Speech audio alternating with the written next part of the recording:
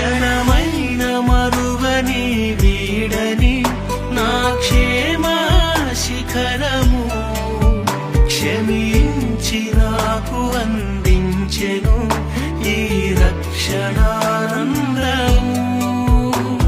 క్షయమైన బ్రతుకు మార్చి అక్షయతనొసగెను. గతిలేని నన్ను